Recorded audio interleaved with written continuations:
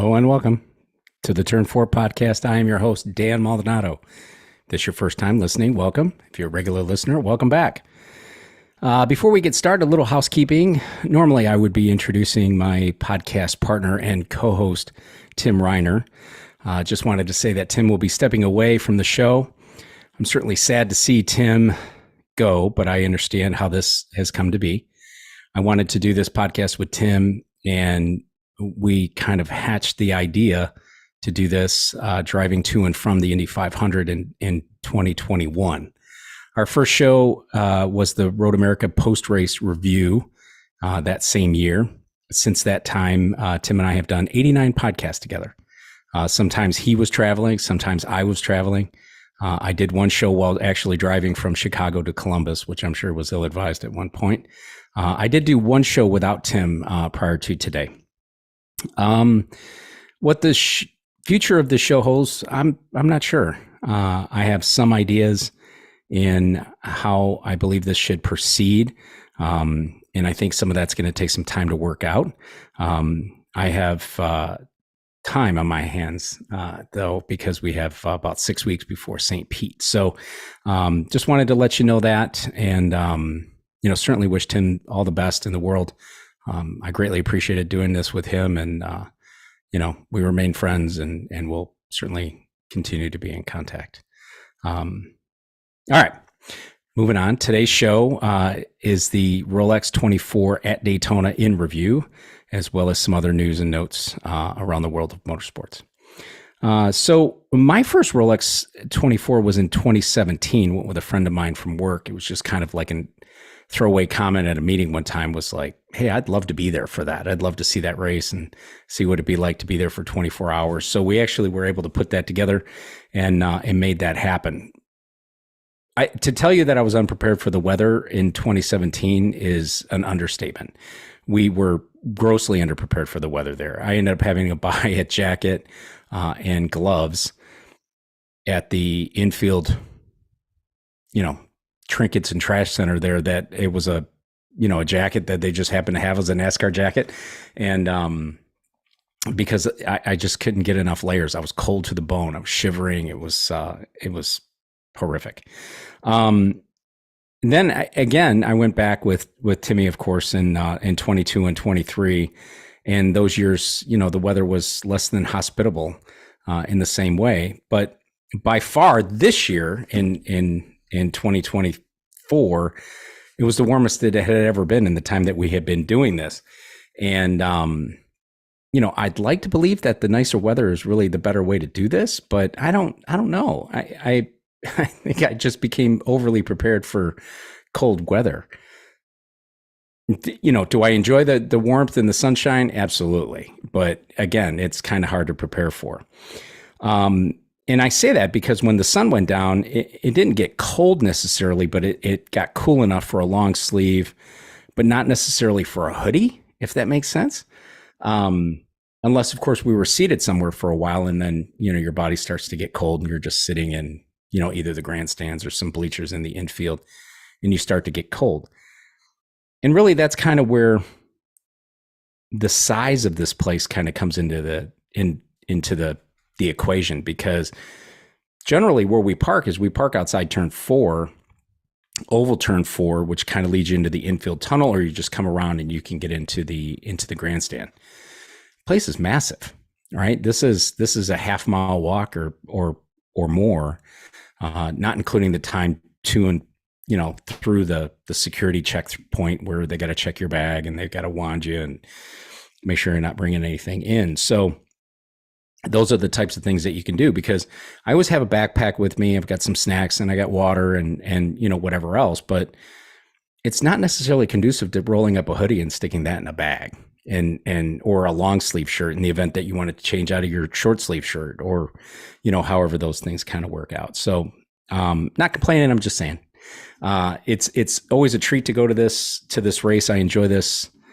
Rolex 24 more than I ever thought I would enjoy doing that. And that's why it was important for me to get back there this year and do that. But I'm just saying the place is massive, so it's kind of hard to prepare for when it's kind of warm and it's kind of cool and it's kind of cold. So That's kind of where that is. I do want to say this. This year in particular was special in that my daughter came along with me. Um, and if you haven't seen the reel she posted on Instagram or TikTok, it's under our our handles under the Turn 4 podcast. I'd encourage you to go check that out. It's really cool. She did a great job with it. This is not what she does, but she did an amazing job with it, and I'm so happy to have been able to spend that time with her. Look, my children are adult children, and my daughter is 20 years old, and my son is 23. Oldest is 29 as of today. So happy birthday to her.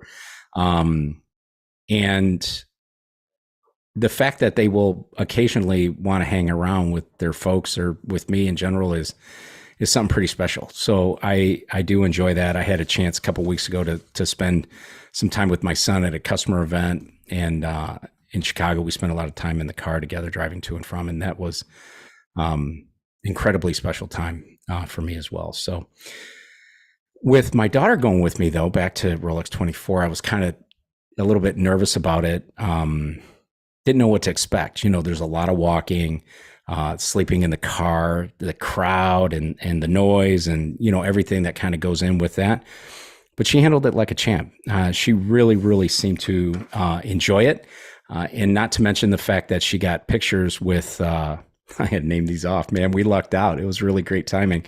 Pato Award, Colton Herta, Joseph Newgarden, Sebastian Bourdais, Kyle Kirkwood, Alex Pillow, and Scott Dixon at the same time. Jimmy Vasser, we did that on behalf of my bride because my bride was a huge Jimmy Vasser fan back in the day when she started watching IndyCar because of me. And Marcus Ericsson. And here's the deal. We even got a little inside the ropes action as we got to watch a few laps of the race inside the international hairpin. But don't tell anybody. Speaking of sleeping in the car, I got to make a quick note here before we get into the rest of this. So we took a Jeep Grand Cherokee 4xe, and if you're not familiar with what this is the hybrid, the plug-in hybrid Jeep, 4-cylinder engine. It's got the battery, and it wasn't cold like it had been in the past, but going into this car a little after 1:00 to go to sleep. Leave the engine running so you have your climate control in there so you don't get too hot or you don't get too cold. That doesn't work in a hybrid, by the way. Should I have known that? I don't know, maybe. I'm not a car guy. I'm a soda pop salesman, right? I am a car guy, but I'm not a car guy from that perspective. That engine kept kicking on and kicking off, kicking on and kicking off, kicking on and kicking off all night long for about 5.5 hours in the time that we were in the car sleeping. So just a note, right? If you think you're going to camp inside your 4xe or your plug-in hybrid, don't, because it ain't going to keep running for you. You won't, and I mean, it still worked, but it didn't work like it would in a internal combustion engine and a regular gas engine. So that's something to kind of keep an eye out when you're looking at that. But that's how that is. So one other point, the crowd, and if you watch the race on TV, you could see that the crowd was unreal. And without a doubt, the best crowd, I think, in the time that I've been going there, and this is my 4th trip to the Rolex 24. And I'm sure the good weather helps. The crowd was incredible. Kevin Lee, it's interesting on Kevin Lee's podcast, he talked about Trackside. He talked about how he believes that motorsports are on an upswing. And I'm paraphrasing, but nonetheless, that's the sentiment that he's trying to make here. And I totally believe this. And I'll take it a step further with respect to sports car racing and IMSA and the WEC series, which is the European equivalent of the IMSA series. Not only is crowd support and interest around motorsports on the upswing, but interest around manufacturers is on the upswing as well. And if you just look at what we're looking at here from this perspective, there are 59 cars on track. Cadillac, Acura, BMW, Porsche, Ford making their return to the IMSA series after a short hiatus. It makes me wonder, as an IndyCar fan primarily, and as an IndyCar podcaster primarily, how is it that IndyCar's not been able to draw these other manufacturers? I know we've talked about this on the podcast. We talked about it a couple of weeks ago. I'm talking about it again. I'm sure the people, you know, in Speedway, Indiana, are asking this question a lot as well. But it still just kind of surprises me that the series itself is not able to have a bigger draw when it comes to that. I'd like to see that happen. I mean, nothing. We've had Porsche in the past in IndyCar racing. That was many years ago. Cadillac and Acura. You know, we could argue we don't even need to argue that, right? It's just fact. It's GM and Honda. So we have those, but it would be nice if BMW got involved, if Toyota got involved, if Mercedes got involved again with IndyCar racing, as they are in sports car racing.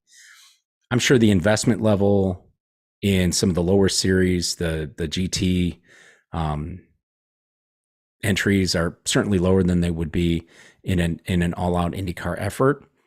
But you get exposure, you get tremendous exposure with that, and you get the opportunity to race and win at the Indy 500. And I think from a prestige standpoint, that would certainly be something that would be just as prestigious as winning the Rolex 24, I would suspect, right?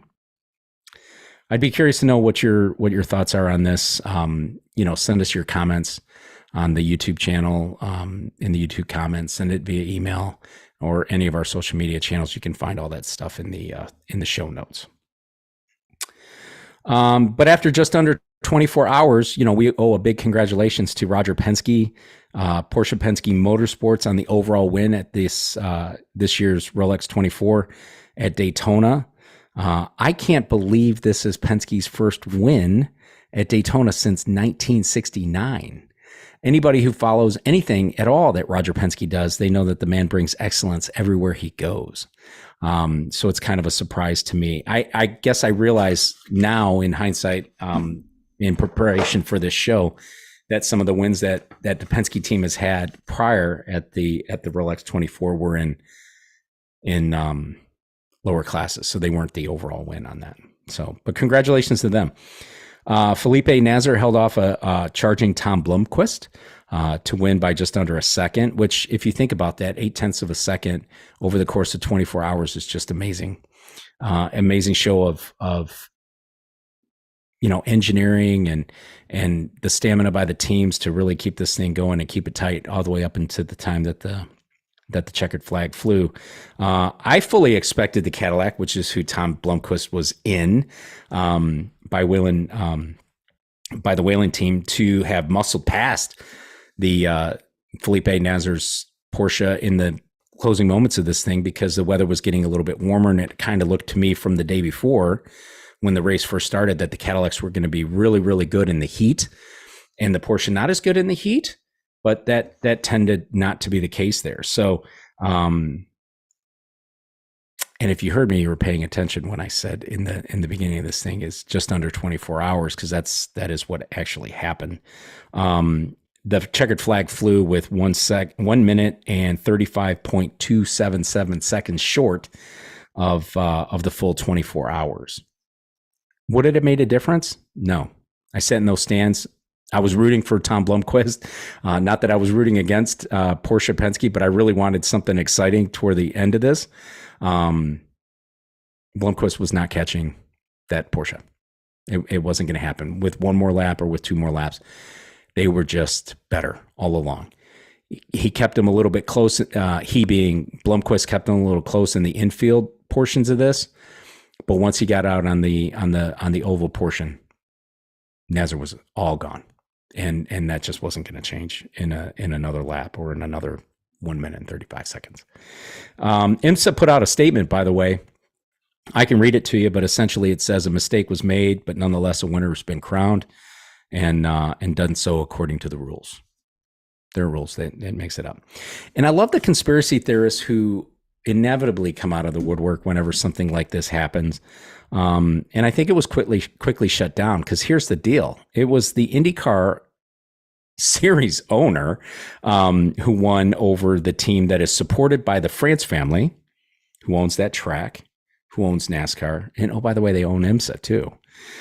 So yeah, find me a conspiracy in that one.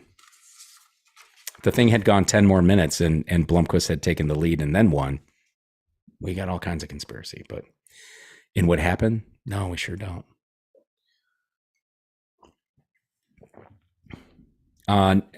Again, congratulations to Porsche, Penske Motorsports, Felipe Nasr, Dane Cameron, Joseph Newgarden, Matt Campbell, all emerged with new Rolexes. And of note, Joseph Newgarden is, of course, still living large on his Indy 500 win from May of last year, and he just received his baby Borg in the last couple of weeks. So it's good to be Joseph Newgarden. It's very good to be Joseph Newgarden. Other GTP notes, I would tell you, didn't see the BMWs put up much of a fight in this race. And here's the thing: it's quite possible that this is just not a BMW track. I'm sure that happens, and it just happens not to be a BMW track. We know that last year that the BMW kind of showed up to the RLL team a little bit later than everyone would have liked, but it could just be possible that the BMWs are just not suited to Daytona like they are at the Glen. And I say the Glen because they posted a win at the Glen last year. And for those purists that remember how this thing works out, yes, the Porsche team was disqualified due to a rules infraction, which was a wear plank infraction, which yielded the win to BMW. Here's the deal: it's a win. A win's a win. They were next up, and they were in place to take that win. So a win's a win. The Ganassi 01 Cadillac, again, strong, very strong at the outset, but faltered again overnight. Again, I was asleep in the car 2 years in a row when this Ganassi teams had troubles overnight. Statement from the team indicated a mechanical powertrain issue. They did lead 91 laps over the course of almost 15 hours that the cars completed. And electrical issues for the Wayne Taylor Racing with Andretti Acuras, plural.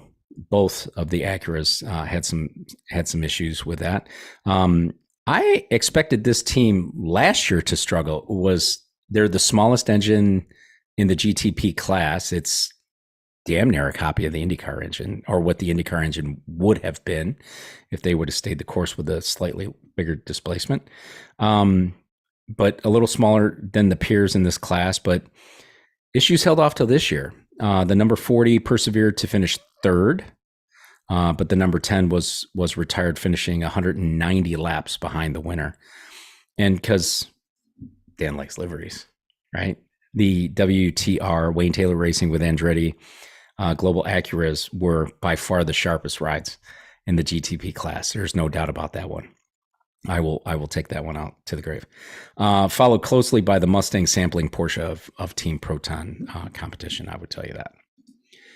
So moving on with this, LMP2 Era Motorsports earns the Rolexes for the LMP2 class. Dwight Merriman, Ryan, I believe it's Daziel. He was a former IndyCar driver. Connor Zilich and Christian Rasmussen, current IndyCar driver.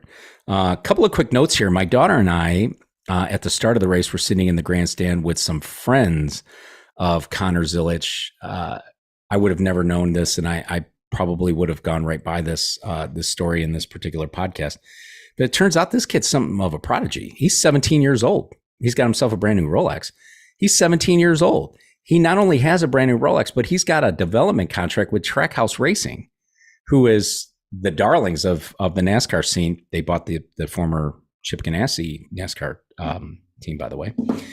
17 years old, signed a development deal with Trackhouse Racing, currently a driver in the MX-5 Cup, intends to compete in Xfinity, Trucks, ARCA, the Cars Tour, whatever that is, Trans Am, and IMSA. I'm not sure if the IMSA part refers to the MX-5 Cup or more LMP2 races for young Connor. Nonetheless, here's someone with a huge and very, very bright future, whichever way it turns out for him. But amazing to see. That's pretty slick. Former IndyCar driver Ryan Daziel and Christian Rasmussen, who we talked about last week, is the part-time driver for Ed Carpenter Racing this coming season. Other LMP2 notes: Felipe Massa finishes third in class with his Riley Motorsports teammates. Scott McLaughlin and the Tower Motorsports team finished fifth in class. Following Scott on social media, you clearly can see how important this was to him and how just completely jacked he was to be in that car, to be riding this thing around. So I hope he has an opportunity to continue participating in this event, whatever class it may be. He's fun to watch. He's a great talent. Seems to be a great person. And, I'd love to see him get an opportunity to carry on with this. Pato O'Ward finishes sixth in class, but certainly first place by far with social media memes and attention with his seemingly half-awake interview on Peacock, which I did not see.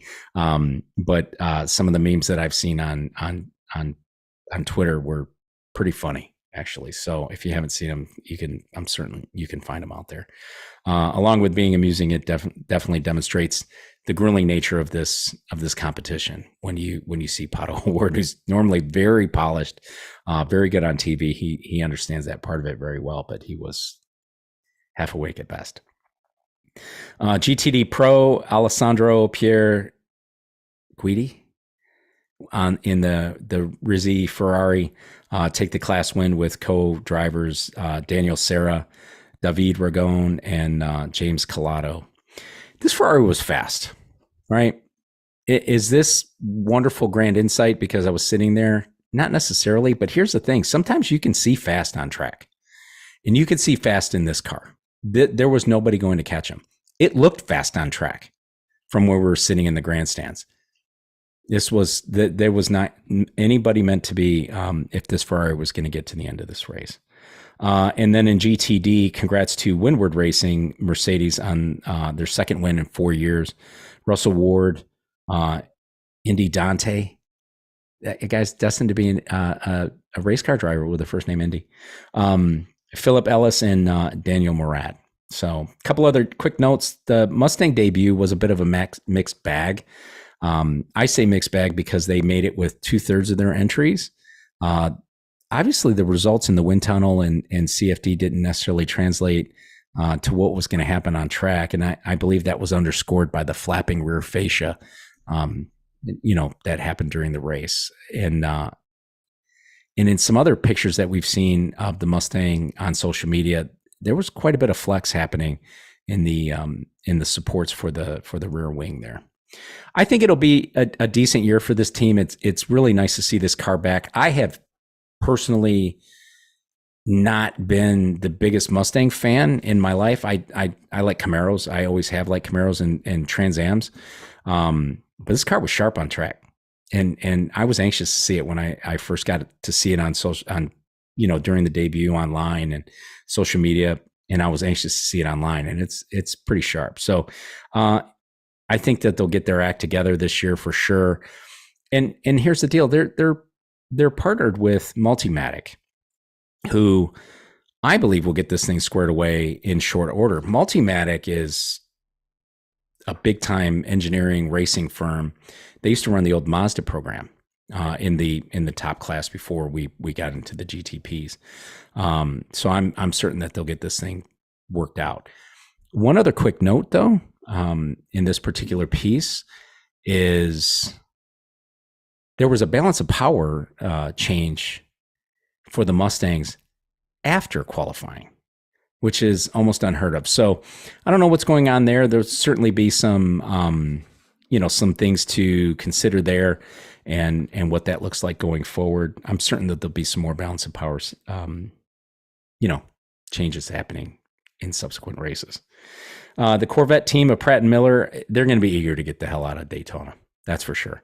Again, like Mustang and Multimatic, Pratt and Miller is the team that runs that Corvette program, and they're very, very capable. And if for the IndyCar fans that watch this show, or listen to this show, you remember Pratt and Miller from being the team that helped develop those aero kits for the Chevy IndyCar entries. And what does that mean? That means this team's going to get their act together pretty soon as well. But I will say this just from a personal observation standpoint, leaving the airport at Orlando and coming back to Detroit, there's a lot of people in that series that are coming back to Detroit, to the Motor City. And it looked to me like the Ford people had a little bit more pep in their step than the Pratt and Miller people that I saw at the airport. Either case, I wish them both a lot of luck, and I'm looking forward to seeing how the rest of this thing works out. So a couple other things. Hey, this show was going down at a frantic pace, and I guess this is what happens when you have anybody talking back at you. But nevertheless, going to run through a quick grid walk here. Just got a few points to make. The Visa Cash App RV is unfortunately what the AlphaTauri team will be known as in 2024 when they line up on the F1 grid. And here's the thing, they're getting killed. They're getting killed on social media. Is the name great? No. But if you consider this, they're getting a whole lot of attention for free, right, wrong, or otherwise. They're getting a lot of attention. So bravo, fellas. Lando Norris extends his deal with McLaren. This is a big deal. This is a very big deal. I think the hottest potential free agent out there for any team, be it Red Bull, who might have a second driver situation there, for Ferrari, might have a second driver situation there, for Mercedes, could have a first or second driver situation there. Locking up Lando Norris at McLaren is a big deal for McLaren. So good for them. I hope they continue along in that direction that they showed last year, where the car was coming along and they really, really took it to Ferrari and Mercedes. Nobody had anything for Red Bull, let's face it. But if they can continue along in that same trajectory, I think that Lando's decision to stay with McLaren will be paid off. Charles Leclerc, he extended his deal with Ferrari as well. I couldn't find for how long, but this means that Leclerc, who started driving for Ferrari in 2019, will be there 6 seasons, or in Formula One for 6 seasons, and stands to be there for several more. This is a big deal too. Do I think that Charles Leclerc was going to be as hot a commodity as somebody like an Lando Norris? I don't. But somebody at Mercedes, like I said, Mercedes or Red Bull, he'd be a very, very serviceable number 2 to Max Verstappen, or somebody like that. So, or a 2-team effort when and if Lewis Hamilton ever decides to retire and give up the seat. So that's kind of what I've got. Like I said, very quick show today, probably less than 30 minutes. Kind of goes that way when you don't have anybody talking back at you. But like I said, hey, hang in there with me. We'll see what we can do to pull this thing together. 91 episodes today. Don't want to cash this thing in just yet, but we'll see how the show evolves from here. But we're going to do it with you, our listeners, our subscribers on YouTube, and our subscribers on the podcast apps. But send us notes. Let me know what you think, or let me know how you'd like to see the show evolve, or if you have any ideas, feel free to send those in. Look, I'm always looking forward to comments. As long as you're constructive and you do it with dignity and respect, I'll always listen, and I'll always see what I can do to bring that in. So until next time, I appreciate you listening, and look forward to your comments and social media. And we'll be back here in a couple of weeks to talk about some IndyCar news. Certainly there'll be some things to talk about in other areas of motorsports. Until then, we'll catch you next time.